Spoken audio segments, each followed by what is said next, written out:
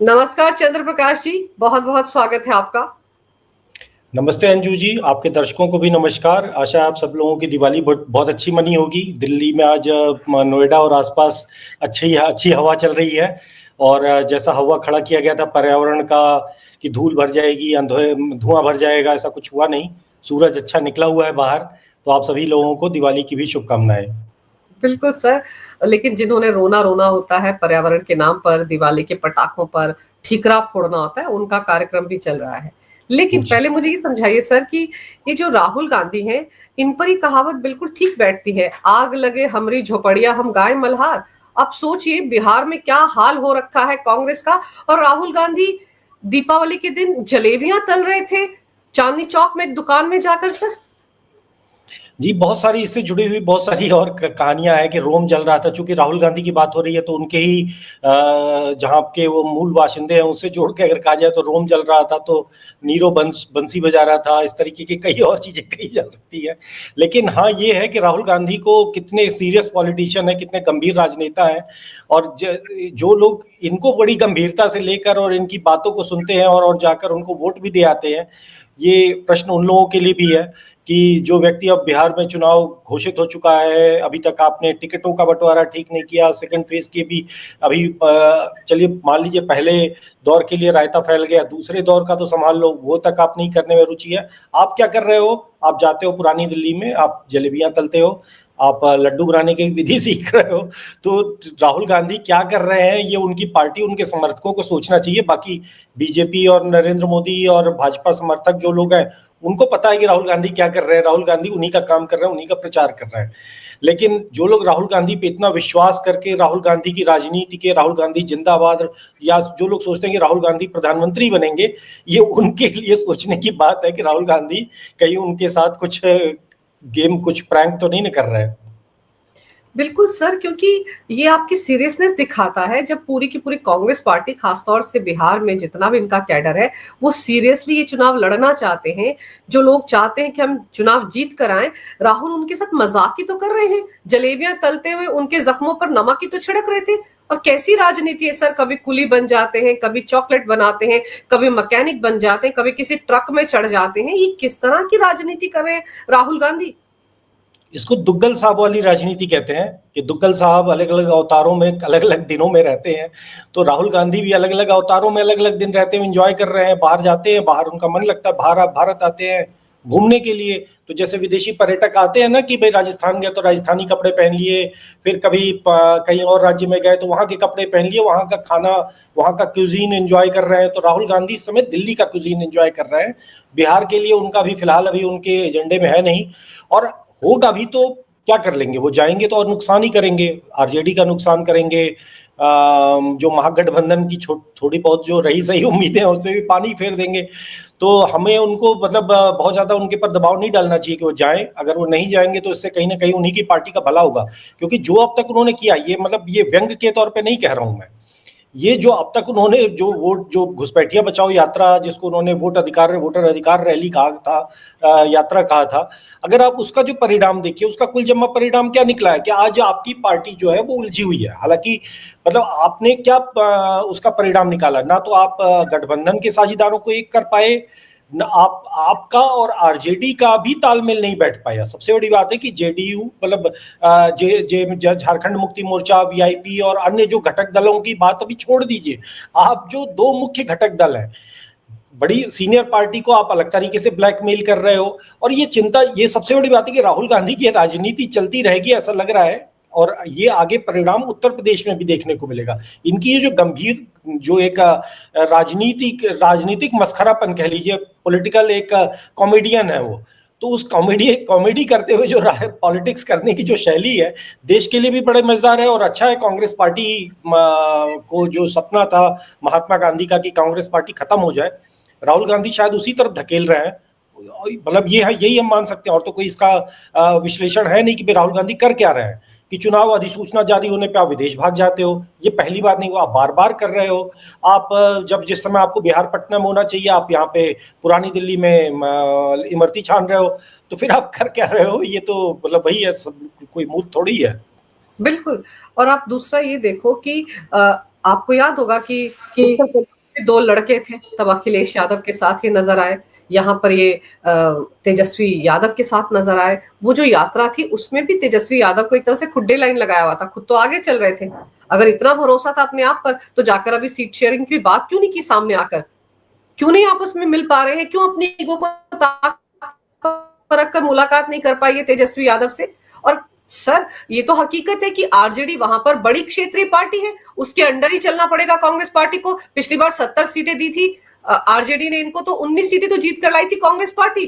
तो अब इस बार तो जाहिर सी बात है कम सीटें ही देती आरजेडी इनको, तो ये भी इनकी ईगो के लिए नाक का सवाल बन गया होगा, इसीलिए राहुल गांधी वहां नहीं गए, जलेबियां तलने में लगे हुए। देखिए, अब तक बिहार की राजनीति अलग थी। लालू यादव का जब तक समय था तो यही कांग्रेस पार्टी उनके चरणों में पड़ी रहती थी। कांग्रेस पार्टी का अध्यक्ष वही होता था जिसको लालू यादव चाहते थे। आज अभी पिछले 2 दिन 2 बार तो नीतीश ये तेजस्वी दिल्ली आ चुके हैं और वो उनसे मिलने को तैयार नहीं है। मतलब आप दिल्ली आते हो राहुल गांधी से बात करने के लिए, राहुल गांधी उनसे बात नहीं कर रहे हैं, जो एक एंटाइटलमेंट होता है एक डायनेस्ट का, जो मानता है कि कुर्सी उसका जन्म सिद्ध अधिकार है और किसी का अधिकार नहीं है। तो बिहार के डायनेस्ट है तेजस्वी, हालांकि उन्होंने काफी एक तरह से गिड़गिड़ा, मतलब जो कमाई थी उनके पिता की लालू यादव की, वो उस पर उन्होंने पानी फेर दिया। आज ये मतलब हाथ जोड़कर राहुल गांधी के आगे वो खड़े हैं नतमस्तक, और राहुल गांधी उनको उनको अपनी टेंट्रम्स दिखा रहे हैं। तो दो जो डायनेस्ट का जो एक ईगो का टकराव है, जो उनका एक दूसरे को देख ना सकने की है, तो मतलब यही कुल मिलाकर हो रहा है बिहार में। जो हो रहा है ये अद्भुत है। जो हमारे देश में जो परिवारवादी राजनीति है, जो एक एंटाइटलमेंट की राजनीति है, उसका बिल्कुल जो विद्रूप चेहरा, जो घटिया चेहरा है, वो बिहार में होता हुआ दिख रहा है। और अच्छा है कि जनता इसको, बाकी देश बिहार के लोग तो देख ही रहे हैं, बाकी लोग भी देखें, ताकि समझें कि भाई लोकतंत्र है, हम किसी राजघरानों के हम गुलाम नहीं है। कि ये जो राजघराने के गुलाम जो है, उनका अगर शहजादा कुछ सोच रहा है, उसके दिमाग में कोई आइडिया फूट रहा है और आप उस पर लागू करने के लिए इस देश के 125 करोड़ लोगों पर उस चीज को लागू करने के लिए चल पड़ते हैं, तो ये तमाशा अब नहीं चल सकता। ये थे जमाने जब थे, वो बीत गया समय। और फिर आप याद करो कि जब जम्मू कश्मीर में विधानसभा के चुनाव हुए थे, तो मुझे याद है उमर अब्दुल्ला को कहना पड़ा था कि आप आकर जम्मू क्षेत्र में तो कम से कम कैंपेनिंग करिए।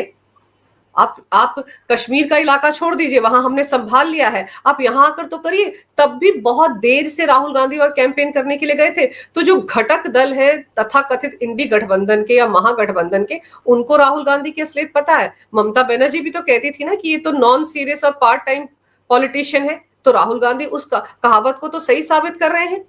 और फिर ऊपर से सर, अभी जिस तरह की हालत बनी हुई है बिहार चुनाव में, आपको नहीं लगता कि जो थोड़ी बहुत जमीन थी अभी तक कांग्रेस के पास, उसका तो पूरा का पूरा पत्ता साफ होने वाला है इस बार के इलेक्शन में?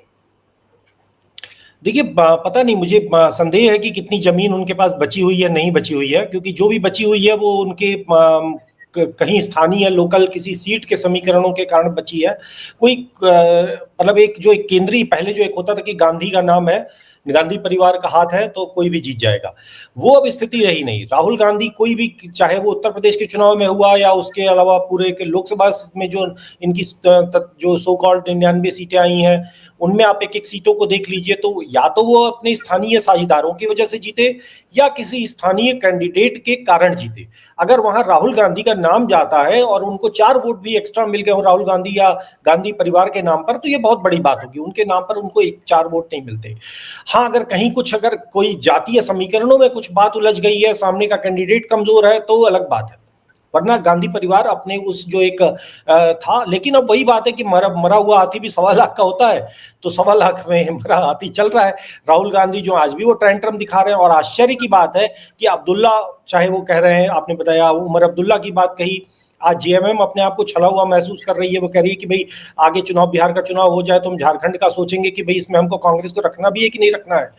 बाकी जगहों पर भी अपने ये बिल्कुल जो ये बात कई बार ये कहा जाता है कि ये विक्रम बेताल की कहानी चल रही है, कि कांग्रेस जो है वो बेताल की तरह अपनी साझेदार पार्टी के कंधे पे लटकी हुई है और उसको वो ब्लैकमेल कर रही होती है, उसको वो तरह तरह से मूर्ख बना रही होती है। और वो साझेदार दल भी ऐसे हैं कि जो मतलब ये साझेदार दल कोई सामान्य दल नहीं है, ये ज्यादातर दल तो वही है जो जिन्होंने कभी कांग्रेस पार्टी से लड़ाई लड़कर उसके खिलाफ पैदा हुए थे। भाई आरजेडी हो, समाजवादी पार्टी हो, और इसके अलावा भी बिल्कुल तमाम जो क्षेत्रीय दल हैं, ये सब कांग्रेस से लड़कर ही तो बाहर निकले थे। आज इनकी क्या मजबूरी है, इनका क्या नस दबी हुई है कि आज भी ये कांग्रेस के इस बिगड़े शहजादे को ढोने को मजबूर है।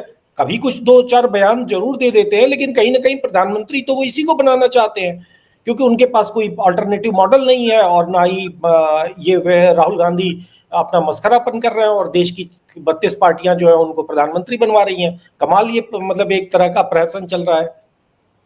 सर कांग्रेस की मजबूरी हो सकती है शहजादे को ढोने की, लेकिन बाकियों की तो कोई नहीं है। पर जैसे आपने कहा ना, पता नहीं इन सब क्षेत्रीय पार्टियों की कौन सी नस दबा रखी है कांग्रेस ने। मुझे तो ऐसा लगता है कि राहुल की कोई नस दबा दी है अमित शाह ने।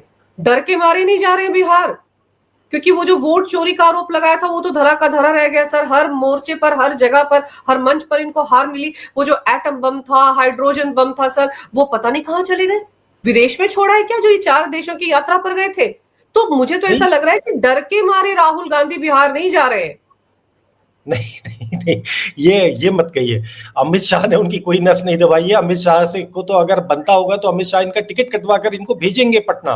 मतलब पहली फ्लाइट जो इनको अवेलेबल होगी उससे हो सकता है चार्टर्ड फ्लाइट इनको उपलब्ध कराई जाए कि भैया जाओ आप, दो चार सीटें आपकी बढ़ जाएंगी, वो भी आप खतर कम कराओ। क्योंकि ये वहां पर जाके कुछ जोड़ पाएंगे ये असंभव है। राहुल गांधी वहां रहेंगे तो और एक तरह का खटपट होगी। एक मतलब जो उन्होंने वोट चोरी का जो मुद्दा उठाया वो तो पहले ही, मतलब एक कहते हैं ना कि पहली ही बॉल पे हिट विकेट हो जाना, कि आप जब आपको चुनाव का एजेंडा सेट करना था, आप एक ऐसा एब्स्ट्रैक्ट सा विषय लेके पहुंच गए जो बिहार जैसे राज्य में कतई काम नहीं करता। बिहार में सबके पास अपना वोटर कार्ड है, वो अपने वोटर कार्ड से खुश है। उनको पता है कि भैया हमको जाकर वोट मांगना है। उन्होंने वो काला युग भी देखा है जब वोट बूथ कैप्चरिंग होती थी। तो उनको तो आप उन्हें मत समझाओ कि आपका वोट चोरी हो जाएगा, आपका वोट चोरी हो जाएगा। ठीक है, आपने जितनी थ्योरीज दी वो सब गलत साबित होती गई। तो आपने बेसिकली पहली बॉल पर अपनी पार्टी को हिट विकेट कराया। आज वो मुद्दों से भटक चुकी हुई है। जो वास्तविक मुद्दे हो सकते थे बिहार में, वो मुद्दे कहीं अभी भी तक कहीं बात नहीं हो रही है। ठीक है, वो रेवड़ी बांट रहे हैं, वो कर रहे हैं। अब वो एक तरह का सबका, मतलब एक चुनाव से पहले जो माहौल बनता है, जो सरकार के काम काज की एक समीक्षा होती है, वो तो पूरी समीक्षा गायब है। तो अगर वो ऐसा स्थिति ऐसी हुई है तो इसका पूरा श्रेय किसी और को नहीं, राहुल गांधी को ही जाता है। बिल्कुल। और एक बात जो कांग्रेस के नेता बड़े कूद कूद कर बोलते हैं कि देखिए 99 सीटें लेकर आए राहुल गांधी लोकसभा चुनाव में, उसकी तो कहीं कोई चर्चा नहीं करता। हम 55 से 99 तक पहुंच गए, कितनी बड़ी उपलब्धि है राहुल गांधी की 2024 के लोकसभा चुनाव में। सर उस वक्त वो ये नहीं बताते हैं कि इंडी गठबंधन की क्षेत्रीय पार्टियों के कंधों पर सवार होकर कांग्रेस ने जहां जहां चुनाव लड़ा वहां वहां जीत हासिल की। उन पार्टियों का बहुत बड़ा योगदान है। और आज आप उन्हीं पार्टियों को ठेंगा दिखा रहे हैं, आरजेडी को आप ठेंगा दिखा रहे हैं। तो फिर तो ममता बनर्जी या बाकी पार्टियां जितनी इनके साथ थी सर, उनका क्या भविष्य है इस गठबंधन में? ये तो मतलब ठगबंधन साबित हो चुका है, बिखर चुका है पूरा का पूरा कुनबा। देखिए, जो क्षेत्रीय दल है उनका अपने राज्यों में तो भविष्य बहुत ही अच्छा है। भविष्य जिसका खराब है वो है कांग्रेस पार्टी। और वो अपने उस भविष्य को बचाए रखने के लिए या तो क्षत्रपों पर, जैसे सिद्धरामैया, और क्या कहते हैं कुछ स्थानीय नेता जैसे रेवंत रेड्डी जैसे 3 राज्य आपके हाथ में बचे हैं, ले देकर आपके पास वही है। और वहां के अगर वो नेता ना हो तो आपके कारण तो वहां कुछ हो नहीं रहा है। और ले देकर आपकी पूरी राजनीति वहां पर भी वही है कि अगला चुनाव जनता भी इंतजार कर रही है कि कब चुनाव हो और कब आपसे जान छूटे।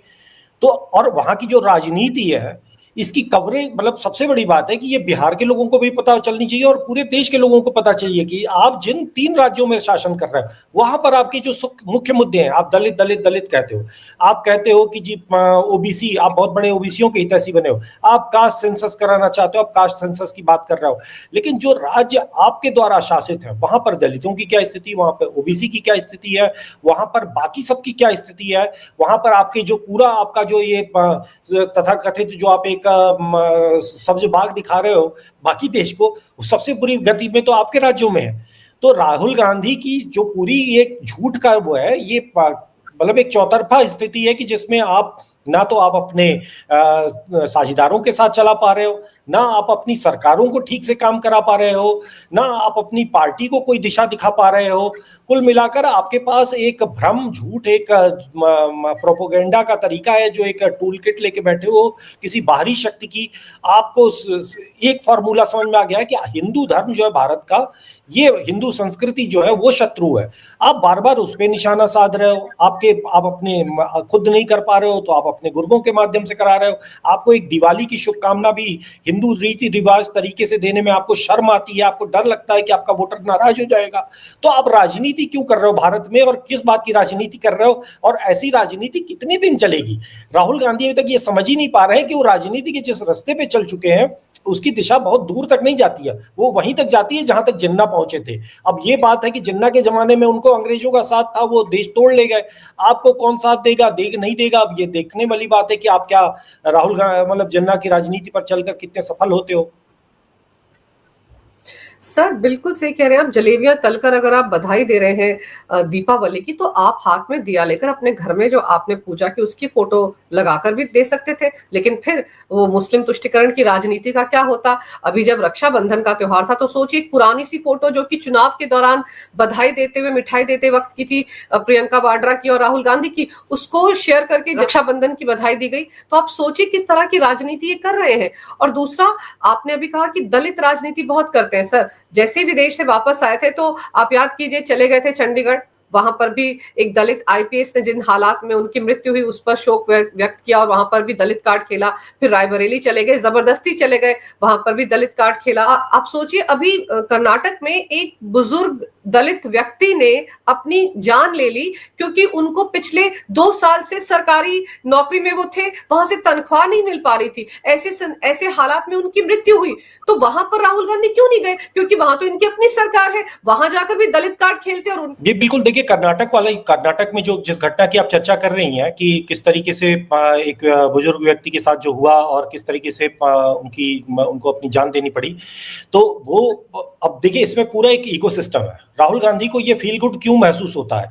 क्योंकि अगर कहीं और कुछ होता तो दलित दलित दलित आप अखबारों की फ्रंट पेज पे पाते, चैनलों की बहस में पाते, लेकिन इस पूरे समाचार को दबाने में भारतीय मीडिया ने भी पूरा योगदान दिया कि एक व्यक्ति था जो कि कांग्रेस पार्टी के द्वारा शासित राज्य में 2 साल से वेतन नहीं पा रहा था, 2 साल से उसे वेतन नहीं मिल रहा था। वो अंत में इस दुखद स्थिति में उसको अपनी जान देनी पड़ी। उसको जो है वो आप परिचय क्या दे रहे हैं कि एक व्यक्ति, एक इंडिविजुअल, लेकिन वो तो दलित था। यही दलित की राजनीति आप बाकी राज्यों में तो कर रहे हो। भाई जो रायबरेली में जो हरिओम की बात हो रही है, जो बार बार जिसमें राहुल गांधी गए, वो कौन था? भाई उसको चोरी के शक में पकड़ा था, उसको कोई मारने वाले कोई अगड़ी जाति के लोग नहीं थे। ठीक उसी तरीके से हरियाणा में जो आईएएस का वो आईएएस था। आईएएस क्या दलित होता है? आईएएस से ज्यादा उसकी आईपीएस था, उसकी पत्नी आईएएस थी। तो कहने का तात्पर्य है कि वो किस बात का दलित है? भाई उनकी अपनी डिपार्टमेंटल राजनीति थी, उसमें जो कुछ हुआ वो हुआ। भाई आपने वहां पर 2 जातियों, उसमें कहीं कोई विषय हो, अगर आपस में किसी ने गलत किया हो तो आप उसको सजा दिलाने की मांग कर सकते हो। लेकिन आपने जाकर क्या चुना? वहां पर जाति की राजनीति शुरू कर दी। आपने जाकर वहां पर एक जाति को का साइड लिया और दूसरी जाति को, मतलब दूसरी जाति को क्या, वो हिंदू धर्म को, बेसिक उसका बहुत सीधा सीधा मतलब हो कि हिंदू धर्म को वो टारगेट कर रहे होते हैं। यही काम आपने रायबरेली में किया, जबकि रायबरेली में उनका पूरा परिवार जो था वो जान रहा है, सब लोग जान रहे हैं, पूरा क्षेत्र जान रहा है कि एक चोरी का मामला था। और जैसा कि होता कि किसी को चोरी की शक में पकड़ लेती है भीड़, तो कुछ होता है उसमें, जिस तरीके की घटनाएं हो जाती हैं। लेकिन कोई इसको सही नहीं ठहरा रहा कि ऐसा होना चाहिए, लेकिन होता रहता है। लेकिन उसका जाति का एंगल नहीं था। लेकिन राहुल गांधी पहुंचते हैं और उसको जाति का एंगल देते हैं, हिंदू धर्म को टारगेट करते हैं और हिंदू धर्म को पूरी तरह से वो एक विलेन की तरह दिखाते हैं। लेकिन इस पूरे मामले में जो कर्नाटक की घटना की चर्चा आपने की, इसमें पूरा भारत का मीडिया छुपाता है कि वो व्यक्ति दलित था।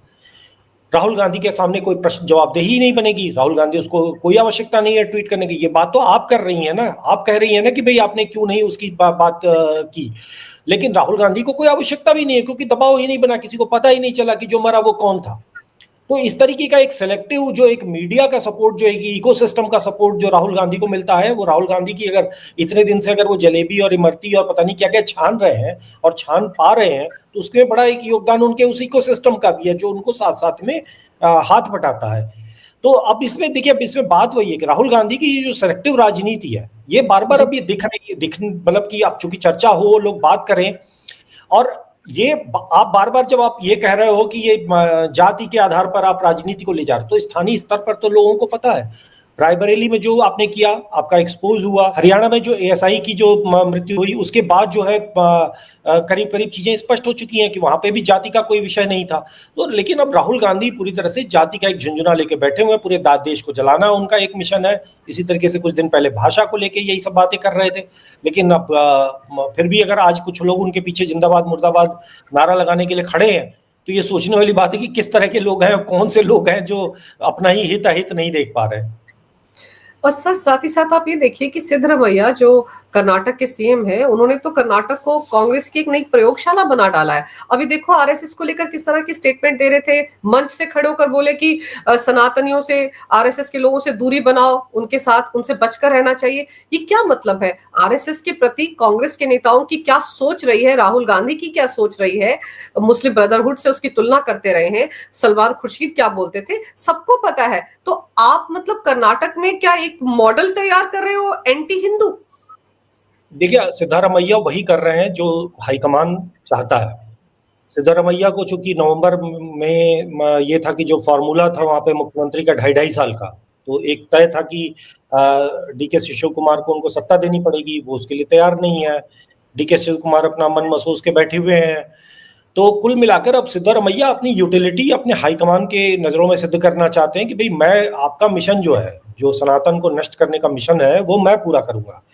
तो सिद्धारमैया वही कर रहे हैं। सिद्धारमैया बार बार खुलकर अपील करते हैं कि धर्मांतरण कर लो। उन्होंने यहां तक कहा, आप तो जो कह रही हैं वो तो अभी आरएसएस तो चलिए एक संस्था है, वो अपना लड़ाई लड़ लेगी, लेकिन हिंदू धर्म की बात कौन करेगा जिसकी ये जिसको ये कह रहे हैं कि भाई कि लोगों को धर्मांतरण कर लेना चाहिए। सिद्धारमैया ने इस तरीके की बातें छुपे तरीके से कही हैं, मतलब खुल के एक तरह से नहीं कहा है, लेकिन जो भी कहा है, अगर वो कोई दूसरे धर्म के बारे में कोई कह देता तो उसको हेट स्पीच माना जाता। इसी तरीके से लगातार जो है वो आरएसएस के लिए जो प्रियांक खड़गे एक तरह से, मतलब ये कांग्रेस के अध्यक्ष के बेटे हैं, खुल के जहर उगल रहे हैं, कह रहे हैं कि ब्रेन वॉश करती है आरएसएस। कौन सा ब्रेन वॉश करती है भैया? तो आप लगातार जिस तरीके का, और भी इसके अलावा भी बहुत सारी चीजें हैं कि जिसमें एक तो सबसे बड़ा इनका एक मिशन है वहां पर लिंगायतों का, लिंगायत को हिंदू धर्म से अलग करने का। वो मिशन इनका नहीं है, ये मिशन तो सोनिया गांधी का है। सोनिया गांधी ने जब 93वां संशोधन किया था संविधान में 2005 के आसपास, तो उसके बाद जब आरटीई एक्ट लाई थी, तभी उनका था कि हिंदू धर्म को टुकड़े टुकड़े में जो करने, टुकड़े टुकड़े के सपने बाद में इन लोगों के पास शब्द आए। सोनिया गांधी के दिमाग में वो सपना बहुत पहले से था कि जो आरटीई एक्ट आया तो उसमें यह कहा गया कि जो अल्पसंख्यक संस्थाएं हैं उनके ऊपर आरटीई एक्ट लागू नहीं होता। तो अब ये जो जातियां जो जैसे लिंगायत है, तो ये कर्नाटक में बहुत सारे शैक्षिक संस्थान इनके चलते हैं, बहुत सारे इस तरीके के एजुकेशनल इंस्टीट्यूट्स हैं जिसके वो ओनर हैं। तो अगर वो आप उनको अल्पसंख्यक बना दोगे, मतलब हिंदू धर्म से अलग कर दोगे, तो उनको उस चीज का व्यापारिक लाभ होगा क्योंकि उनके ऊपर वो एक्ट लागू नहीं होगा। तो वो भी चाहते ही हैं कि भाई उनको हिंदू धर्म से अलग कर दिया जाए। आपने उनको एक लीगल कारण दे दिया है। यही काम आपने 2014 में लोकसभा चुनाव से ठीक पहले जैन धर्म को आपने हिंदुओं से अलग करने का किया। ये काम पहले अंग्रेज किया करते थे, उन्होंने सबसे पहले सिखों को हिंदू धर्म से अलग किया था। तो सोनिया गांधी का जो ये हिंदू बांटो अभियान है, जिसके लिए बहुत हमको स्पष्ट रूप से कहना चाहिए कि आप देखिए अलग अलग चरण पे जो अंग्रेजों ने शुरू किया था, पहले सिखों को अलग किया, वरना सिख कब भारत से हिंदू धर्म उससे अलग थे, लेकिन आज ठीक ठाक दूरी आ चुकी है। आज सिख जो है अपने आप को मानने को तैयार नहीं है। फिर 2014 में जैनों को करना, फिर उसके बाद अब लिंगायत को तोड़ना, आगे चल के आप साई को तोड़ोगे, आप अलग अलग जातियों को तोड़ोगे। पूरा सोनिया गांधी का एक मतलब एक दिखता है कि इसके पीछे एक पैटर्न है और इसकी कोई घोषणा नहीं करता है। लेकिन कर्नाटक एक ऐसा राज्य है जहां इसकी एक तरह से खुलकर घोषणा हो रही है। सिद्धारमैया लगातार उस चीज को बता रहे हैं और जब वो इस तरीके की बातें कर रहे हैं तो वो मैसेज दे रहे हैं सोनिया गांधी को कि मैं आपका काम कर रहा हूं और मैं आपके काम को ज्यादा कुशलता से कर रहा हूं, इसलिए मुख्यमंत्री मुझे ही बनाए रखो। जिसमें एक सबसे बड़ा ध्यान हमें भूलना नहीं चाहिए। आज लोग छोटी छोटी बातों पर लोग भड़क जाते हैं, कई तरह की रोहित वेमुला एक्ट ला रहे थे। आपको याद होगा कुछ दिन पहले यही सरकार और आगे लाएगी। ऐसा नहीं है कि कांग्रेस पार्टी इसको छोड़ेगी। कांग्रेस पार्टी अगर जरा सा राजनीतिक रूप से मजबूत होगी तो रोहित वेमुला एक्ट, और रोहित वेमुला एक्ट में इन्होंने क्या कहा कि भाई दलितों, मतलब कि अगर जो अनुसूचित जाति, अनुसूचित जनजाति और जो ओबीसी हैं उनका ही नहीं बल्कि मुसलमान भी, अगर उनको किसी शैक्षिक संस्थान में कोई भी समस्या होती है तो वो अगर आरोप लगाएंगे तो वो गैर जमानती धारा है, गैर जमानती कानून है, जिसमें अगर जिस पर भी आरोप लगा रहे हैं वो तुरंत अरेस्ट होकर जेल जाएगा, उसको बेल भी नहीं मिलेगी, और वो छात्र मतलब ओबियसली छात्र पर या अध्यापक पर आरोप लगाएंगे। तो एक तरह से हिंदुओं के कंप्लीट सफाई का एक बिल्कुल उन्होंने एक ऐसा फार्मूला लेके बैठी हुई है कांग्रेस सरकार, जो कि वास्तव में ये फार्मूला तो सोनिया गांधी का है, उसको तैयार करने के लिए ये लोग बैठे हुए और यही उनकी प्रयोगशाला। देखना ये कब सफल होते हैं। बाकी देश की जनता देख रही है लेकिन समझ नहीं पा रही है या समझना नहीं चाहती है, क्योंकि कल को आपको आपके बच्चों को किसी संस्थान में कहीं पढ़ना भी कठिन होगा, क्योंकि उसके बगल का साथी लड़का अगर किसी बात पे उसके आपस में लड़ाई भी हो गई तो वो जाकर वो वेमुला एक्ट में उसके खिलाफ शिकायत कर देगा, वो जेल में जाकर सड़ेगा, आप उसको बेल तक नहीं दिला पाएंगे। तो ये प्रयास लगातार चल रहा है। इसी तरीके से कास्ट सर्वे में भी तरह तरह की चीजें डाली जा रही हैं, बार बार बातें आ रही हैं। तो अब सोनिया गांधी का एक मतलब कांग्रेस पार्टी, राहुल गांधी जो जिस रास्ते पे ले चल रहे हैं कांग्रेस पार्टी को, वो भी एक विषय है, चिंता का विषय है। अब प्लानिंग तरीके से हो रही है ना। आप ये सोचो कि ये जो डीके शिव कुमार हैं, जो कि नवंबर में शायद सीएम बनने की तरफ जाना चाहते हैं, भाई वो तो महाकुंभ में भी गए थे और उन्होंने आरएसएस की स्तुति कैसे की थी आप याद कीजिए विधानसभा के अंदर खड़े होकर। तो हो सकता है आला कमान को बड़ा अखरा होगा, तो उनको नीचा दिखाने के लिए सारी काम सिद्धरमैया कर रहे हैं कि मैं उनसे तो ऊपर ही हूं, इसलिए मेरी कुर्सी पर आंच नहीं आनी चाहिए। और आप ये भी सोचिए कि किस तरीके से वहां पर वो जो उर्दू भाषा के लिए बजट बढ़ाया गया था, वो भी तो अपने आप में चिंता का विषय था ना। वहां पर एसडीएफआई कैसे उसने चुनाव में जो पीएफआई का ही एक विंग है, उसने चुनाव में कैसे कांग्रेस की मदद की थी, और बाद में उसी की चीफ ने कहा था कि हमको तो एक डिप्टी सीएम चाहिए क्योंकि 20 सीटें तो हमने जिताई कांग्रेस को। बिल्कुल। तो देखिए, अब देखिए सिद्धारमैया तो उनका काम कर रहे हैं, लेकिन डीके शिव कुमार एक ऐसी मजबूरी है जिनसे वो छुटकारा शायद चाहते भी होंगे, या वो क्या चल रही है उनके बीच में एक तरह की खींचतान चल रही है कि उनसे आप छुटकारा, क्योंकि वो काफी धन है उनके पास और काफी उनके पास आपको फाइनेंशियल सपोर्ट जो चाहिए वो भी मतलब उनके पास है। उनके पास वो शक्ति है कि एक उद्योगपति जो बेंगलोर की है, वो किरण मजूमदार शाह, जो जिनकी उन्होंने वहाँ की खराब सड़कों और उसकी एक शिकायत पे एक ट्वीट कर दिया, तो उनके ऊपर पूरी कांग्रेस पार्टी और उनकी ट्रोल आर्मी जो है टूट पड़ी। और आज स्थिति, आज अभी थोड़ी देर पहले वो उन्होंने पहुंच के एक तरह से मतलब मैं अपनी तरफ से कह रहा हूँ, हो सकता है उन्होंने नहीं कहा हो, लेकिन अनुमान ऐसी स्थितियों में क्या होता है कि एक आपका पूरा का पूरा अगर एक तंत्र उनके पर हमला करता है एक उद्योगपति को, आपको वो आपके पास आती है तो उन्होंने आपसे सॉरी बोला होगा, तो आकर सॉरी बोला होगा कि आप उसके कुशासन की आप आलोचना नहीं कर सकते हो, आप वहां पर व्यापार कर रहे हो, आपको हम कुचल देंगे। तो ये शैली डीके शिव कुमार की है और निश्चित रूप से कांग्रेस को उसका भी लाभ मिलता ही होगा, माना कहा जाता है। और दूसरी तरफ सिद्धारमैया की जो राजनीति है वो तो कांग्रेस के लिए वाइटल है, वो तो कांग्रेस का कोर है, जो हिंदू विरोधी राजनीति है।